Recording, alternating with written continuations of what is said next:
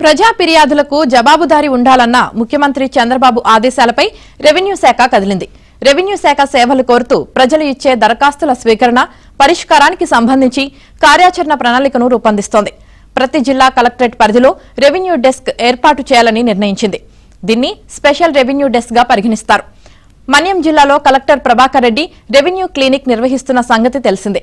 అదే తరహాలో రాష్ట్ర వ్యాప్తంగా ప్రతి కలెక్టరేట్ పరిధిలోనూ పూర్తి స్థాయిలో పనిచేసేలా స్పెషల్ రెవెన్యూ డెస్క్ ను ఏర్పాటు చేయాలని రెవెన్యూ శాఖ నిర్ణయించింది.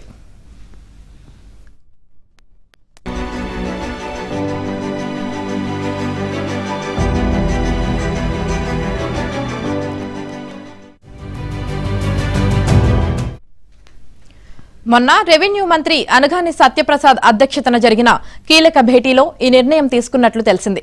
ప్రజలు రెవెన్యూ సేవలు కోరుతూ ఇచ్చే ప్రతి విన్నపానికి జవాబుదారీతనం తీసుకువచ్చేందుకు ఈ ప్రత్యేక వ్యవస్థను ఏర్పాటు చేయాలని ప్రతిపాదించారు.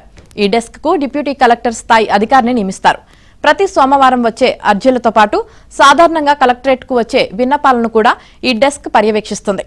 ప్రతి అర్జీకి ఓ ఆన్లైన్ నెంబర్ కేటాయిస్తారు. ఆ అర్జీపై దరఖాస్తుదారు ఆధార్, ఫోన్ నెంబర్ ఉండేలా ఏర్పాట్లు చేయనున్నారు.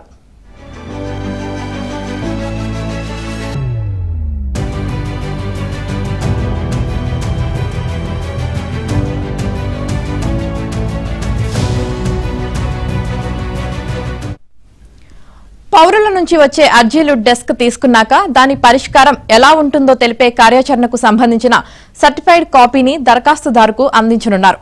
దీనివల్ల తన సమస్య తీవ్రత ఏమిటి, ఎప్పటిలోగా పరిష్కారం అవుతుంది, అది ఏ స్థాయిలో నిర్ణయాలు తీసుకుంటే పరిష్కారం అవుతుంది, ఇందుకు పట్టే సమయం ఎంతన్నది ఆ కాపీలో ఉంటుంది. దానిపై డిప్యూటీ కలెక్టర్ సంతకం చేస్తారు. దీంతో పౌరులు ఇచ్చే పిటిషన్లకు జవాబుదారీ ఉంటుందని, దాని పరిష్కారం కూడా పారదర్శకంగా జవాబుదారీ విధానంలో ఉంటుందని అధికార వర్గాలు చెబుతున్నాయి. డెస్క్ లో కీలకంగా చెక్ లిస్ట్ విధానం ప్రతిపాదించారు.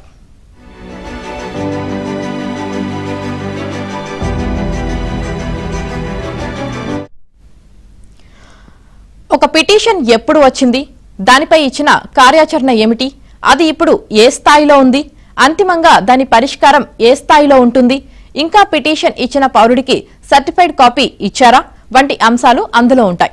పిటిషన్ స్వీకరించినప్పటి నుంచి పరిష్కారం వరకు దశల వారీగా చెక్ లిస్టులోని అంశాలను ఎంపిక చేస్తారు. దీనివల్ల ఒక పిటిషన్ ఎప్పుడు వచ్చింది, అది ఇప్పుడు ఏ స్థాయిలో ఉందో తెలుసుకోవచ్చని చెబుతున్నారు.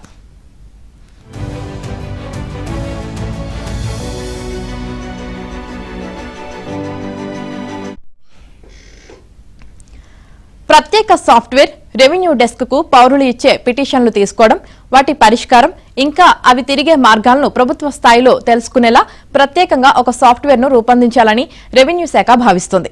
దీనివల్ల పౌరుల పిటిషన్లకు పారదర్శకత, జవాబుదారీతనం ఉంటాయని చెబుతోంది.